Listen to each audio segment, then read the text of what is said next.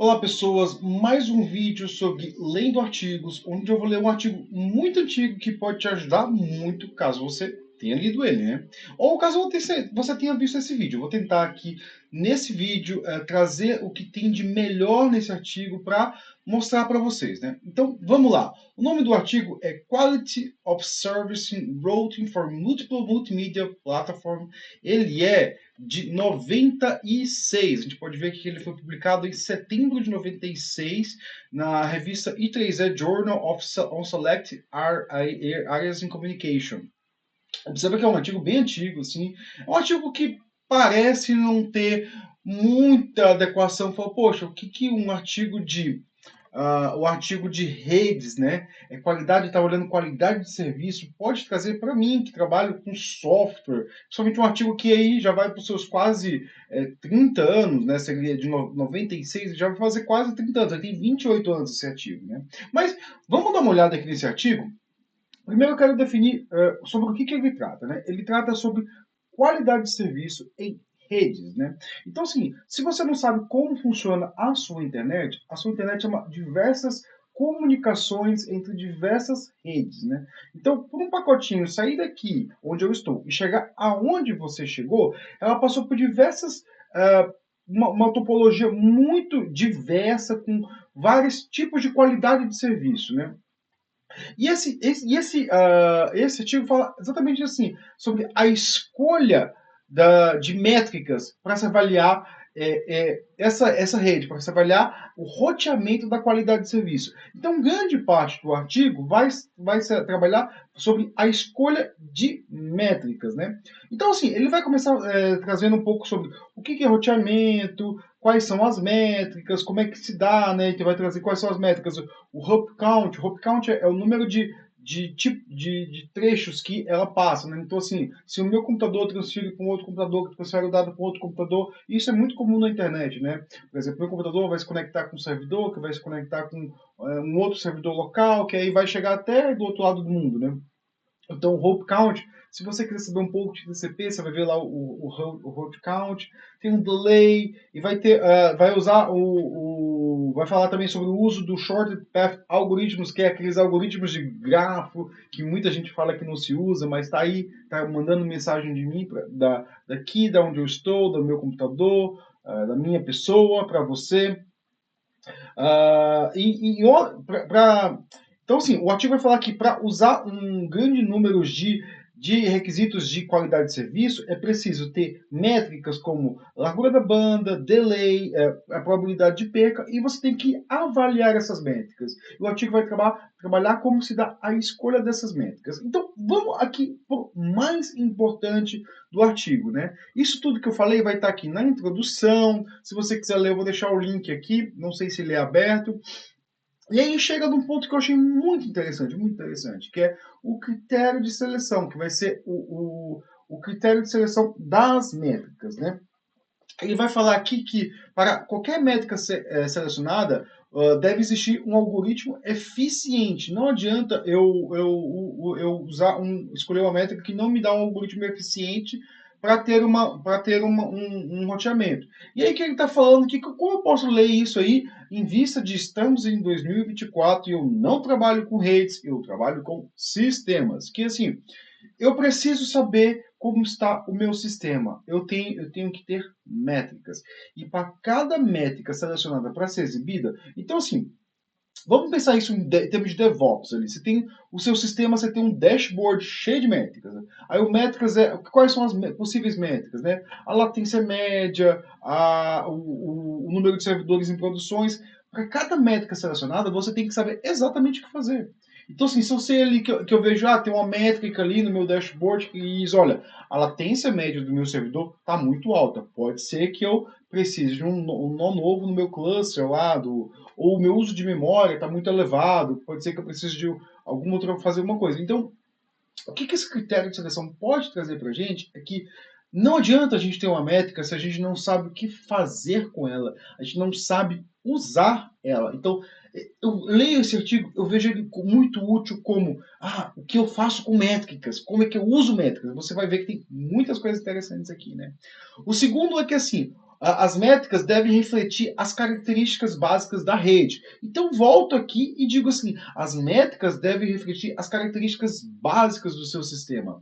Tem um artigo que eu gosto muito, que ele fala sobre a disponibilidade de sistemas, né? Um artigo até da. Vou deixar o link dele aqui também, além desse, que é. Quanto mais você adiciona sistemas a dependência de sistemas, isso fala muito sobre microserviços, mais você diminui a disponibilidade do sistema. Isso diz muito sobre assim, a disponibilidade é uma coisa que reflete o uso de uma API. Né? Se eu falo, por exemplo, de Data Stream Processing, disponibilidade pode não ser uma métrica boa, porque ela não reflete. Eu posso derrubar o meu sistema Data Stream Processing e ficar ali algumas horas sem processar, e dependendo do caso de uso, pode ser que isso seja relevante. Pô, fiquei umas 2 horas sem processar ali porque eu não estava usando, né? Dependendo do caso de uso. Se for um caso de uso de encontrar fraude, opa, não, aí não pode, né? Então, assim, a métrica deve refletir as características básicas da rede, tá bem aqui, ó.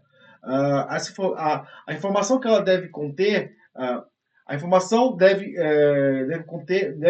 ser possível suportar os requisitos de qualidade de serviço. Então, o que ele está dizendo é que, olha, se uma métrica não me dá nenhuma informação sobre a qualidade de serviço, eu não vou me importar com ela, né? Então, isso aqui reflete muito como a gente deve olhar para as métricas. Se a métrica não me importa, se a métrica não me dá nenhuma solução, eu não me importo, eu posso jogar lá fora. Né? E a terceiro requisito, né? O terceiro critério de seleção é que as métricas devem ser ortogonais entre si e não devem ter informações redundantes entre as métricas. O que isso quer dizer? O que é ortogonal? Bom, ortogonal é um conceito que, caso você não saiba, ele vem da geometria analítica. Então, por exemplo, eu tenho duas retas, a gente conhece muito bem o conceito de retas em paralelas. São duas retas que nunca se cruzam, mas elas estão dentro de um mesmo plano. Então, se as duas elas são paralelas, eu posso traçar um plano e elas nunca se cruzam, elas estão sempre no mesmo plano. A reta ortogonal são duas retas que não se cruzam e não estão no mesmo plano e não tem projeção uma na outra, né? Então, assim, essas métricas elas têm que ser ortogonais, elas não se cruzam, elas não têm projeções. Ah, mas como é que eu sei que uma métrica não é ortogonal? Eu tive muito essa discussão com a minha orientadora, por exemplo, quando eu fui. Quando a gente viu se a gente deveria analisar a latência e o lag, né? E aí eu cheguei à conclusão que a latência, por exemplo, eu estou falando de Data Stream Processing. O que é a latência? A latência é o tempo entre a geração da mensagem e a produção e o processamento da mensagem. O que a latência me diz? Me diz o quê? Que demorou demais para processar aquela mensagem. Mas pode ser que essa demora tenha diversos fatores, né? Mas tem uma outra métrica que eu acho muito interessante, que é o lag. O que é o lag? Qual que é a definição de lag? É a distância entre o momento da produção e o final da fila. Então pode ser que eu tenha no final da fila, o número de mensagens que eu tenho para ser processadas até terminar o processamento daquele stream, né, stream de dados. Então, qual que é a diferença básica entre um Data Stream Processing entre a latência e um lag para o Data Stream Processing?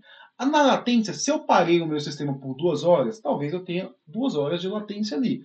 Porém, no lag, eu vou ter também um lag bastante alto. Mas, se eu analisar se o lag está diminuindo ou aumentando, eu sei a resposta se eu estou aumentando ou diminuindo a latência, mesmo que a latência esteja alta. E a latência pode variar dado no stream de dados. Então, por isso que eu defendi, com certeza eu vou analisar o lag das minhas aplicações mais do que a latência, que o lag é muito mais importante do que a latência, porque apesar de ser uma informação não ortogonal, ela tem um outro conceito. Então, assim, é bom se racionalizar sobre métricas, né? Então, esse é os 3 critérios que esse artigo usa, e isso para mim foi uma coisa muito interessante, assim, para, poxa, como eu seleciono métricas, como eu devo selecionar métricas. Se eu fosse escrever um artigo sobre como selecionar métricas, eu colocaria esses 3 itens que são muito interessantes. Óbvio que ele está falando de qualidade do serviço em redes. E não é isso que eu quero falar aqui, não é isso que nós estamos falando. A gente tem que ter a capacidade de abstração de entender esse artigo no contexto dele e aplicar em outro contexto. Mas tem uma outra coisa muito interessante. Lembra que eu falei no começo que a rede ela é formada de vários pedaços e a gente tem que para uma mensagem chegar num ponto ao outro, eu tenho que juntar esses pedaços. Então vamos seguir em frente. Lembra disso, porque a gente tem outra forma de a gente criar, a gente tem outras formas de criar dashboard ou saber a saúde dos nossos sistemas. A gente pode olhar para uma single mixed métrica. O que é isso? Eu pego as minhas métricas, eu faço algum cálculo ali e eu obtenho uma nova métrica, que ela não vai ser, obviamente, ela não vai ser ortogonal à métrica original, ou seja, ela foge desse item 3. Porém, se eu tenho duas métricas, eu posso gerar uma nova métrica. E nesse ponto aqui, ele vai conseguir provar ali matematicamente que não é fácil fazer isso, não é fácil ter essa resposta. A gente pode até fazer isso, pode fazer uma métrica ali que eu pego a qualidade do serviço, o delay, faço um cálculo, mas não vai dar um bom resultado, né? Ele fala aqui, ó, nós acreditamos que uma métrica mista é uma heurística tentadora e pode ser usado para um indicador individual de um caminho de seleção. Porém, e aí entra o ponto que ele bota multiple metrics, né? E esse é um ponto que eu acho muito interessante, que é assim, quando eu tenho múltiplas métricas, como é que eu faço, como é que eu trato elas, né? Ele vai trabalhar aqui que ele vai definir 3 tipos de métricas e depois ele vai analisar esses 3 tipos de métricas e a gente vai parar por aqui, porque eu creio que isso é o mais importante, né? Ele define 3 tipos de métricas e eu digo que isso aqui vai te fazer explodir a mente, porque isso aqui é muito legal, assim. A métrica aditiva. O que é a métrica aditiva? É quando eu tenho uma métrica que eu posso ser adicionada. Então imagina só, eu tenho um sistema de Stream Processing, eu tenho uma API, isso aqui está no artigo que vai estar aqui, que eu vou depois até procurar, eu vou deixar o link ligado, que é sobre qualidade de serviço, até, deixa eu ver se eu acho aqui ele, que é o cálculo da disponibilidade do serviço, esse é o nome do artigo, The Calculus of Service Availability, que é basicamente um cálculo, um artigo sobre métricas em sistemas e APIs, né? E aqui ele vai trabalhar o quê? Ele vai trabalhar que as métricas aditivas são aquelas métricas que se eu vou fazer, se eu for pegar, então vamos pensar numa API aqui. Se eu tenho ali uma latência de resposta e eu faço uma outra chamada, por exemplo, eu quero integrar um sistema aqui nessa minha API. Só que esse sistema ele tem uma latência aqui de 50 milissegundos. Se eu adicionar esses sistemas numa requisição, eu estou adicionando uma métrica de um tempo médio de 50 milissegundos. Então, você entendeu aqui o que é uma métrica aditiva? É uma métrica poxa, se eu coloco essa dependência aqui, eu estou adicionando uma métrica. Se eu sei qual que é a métrica daquele meu microserviço, se eu sei, por exemplo, se eu tenho um pipeline de data processing, se eu sei que, para a primeira resposta aqui, eu demoro 10 segundos, 10 milissegundos para processar, para a segunda eu vou demorar 20. Eu sei que eu vou ter no mínimo 30 aqui. É uma métrica aditiva. Tem métricas multiplicativas. O que é uma métrica multiplicativa, né? Por exemplo, lá no cálculo da disponibilidade do serviço. Se eu sei que a disponibilidade do meu serviço é de 99%, eu boto uma outra disponibilidade que também é 99%, qual que eu estou dizendo é que a disponibilidade vai ser, em média, 99 vezes 99, o que é menor do que 99%, né? Então, assim, isso é uma métrica multiplicativa. Então, assim, a métrica multiplicativa é aquela que não importa, o máximo que vai me dar é aquele valor que eu já tenho, porque vai reduzir, né? Eu vou multiplicar um ao outro. O exemplo eu já dei aqui, por exemplo, a disponibilidade do sistema. Uma disponibilidade do sistema é métrica multiplicativa. E qual que é a última? A métrica côncava, né? Como é que se dá a métrica côncava? A métrica côncava, eu vou pegar diversos valores, eu vou pegar o mínimo dali. Então, por exemplo, eu sempre falei isso aqui, eu sempre defendi quando estava discutindo vazão vazão do sistema Data Stream Processing. Então, a gente tem, por exemplo, na empresa que eu trabalho, tem o momento que a gente vai fazer o teste de carga das funcionalidades novas, né? E aí, o time de arquitetura estava discutindo lá, não, a gente pode melhorar tal, a gente pode melhorar tal, a gente pode melhorar tal. E aí eu cheguei para eles, olha, essa métrica, a vazão, ela é uma métrica côncava. O que isso quer dizer? Não, se eu tenho uma pipeline de Data Stream Processing e a vazão mínima de um é tanto, não importa os máximos, porque quem vai definir a vazão é aquela vazão mínima, né? E a gente tenta lá, a gente entendeu qual que era o mínimo e falou assim, olha, se tem um serviço que a gente tem que otimizar, é esse, não importa. Pode ser que, dado um stream de dados, eu não use aquele serviço, então eu aumento a vazão. Mas a vazão de um grafo, se eu tenho um grafo que está enviando mensagens, ou se eu deixo um processo, um grafo que está enviando mensagens, eu sei que a vazão total do meu processamento vai ser definido pelo mínimo. É óbvio, porque é o seguinte, se eu tenho um sistema aqui que está enviando mensagem, se eu tenho um correio e tem um cara que envia, tem diversos carteiros, eles vão passando a carta para o outro. Se eu tenho um que ele só recebe 10 cartas por minuto, não importa se eu tenho um depois dele ou que recebe 20 cartas por minuto. Se eu tiver um que recebe 20 cartas por minuto antes dele, ele vai ter que segurar as cartas ali. Então, é isso que acontece. A vazão é uma métrica côncava. E aí, o que acontece depois aqui, até o final desse artigo? Ela vai provar na teoria, assim, na computação científica, como se resolve esse tipo de problema. E aí, se você gosta de computação de verdade, aqui que está eu lembro quando eu estava na faculdade, o estudo de computação da Unicamp até definia isso como computação científica, né? É uma computação que é a computação ali teórica, a computação teórica. Ele está dizendo, ó, esse problema é NP completo, é um problema de algoritmo.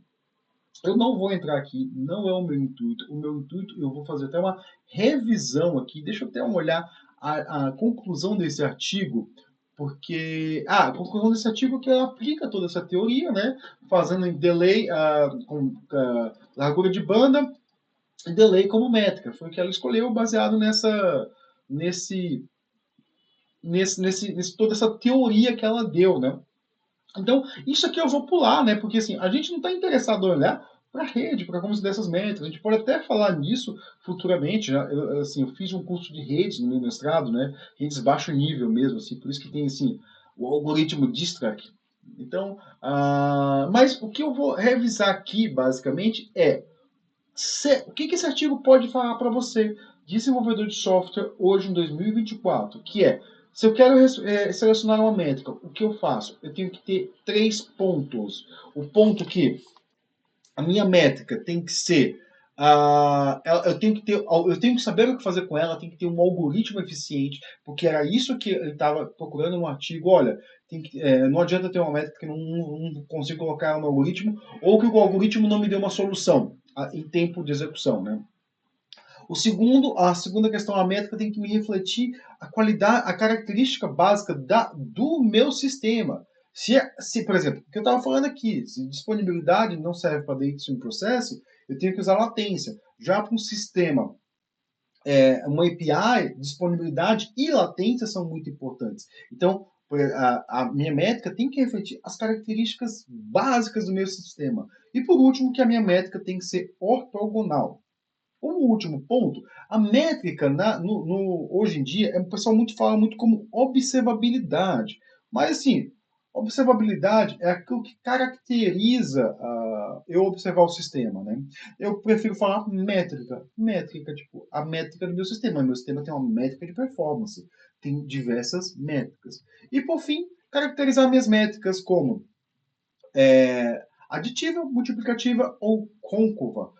E se eu quiser fazer uma métrica, criar uma métrica? Para quem tem aí os Prometheus da vida, aqueles dashboards, Kibana, Elastic, existem várias formas de você criar métricas. Se você quiser fazer uma métrica multiplicativa, fique à vontade. Você pode ir lá somar por exemplo, você pode adicionar a latência, ver como é que fica com a latência e o tempo de resposta, né? A latência aí tem várias, a gente pode entrar para caracterizar essas métricas, que não é o meu intuito aqui. O meu intuito era só te mostrar como esse artigo de 96, é 96 ou 97? É 96, é que está com issue 7, né, a sétima edição. Pelo menos isso que eu entendo de nicho ali, né? 96 pode trazer uma informação relevante para você hoje em 2024. Eu espero ter te ajudado. Muito obrigado.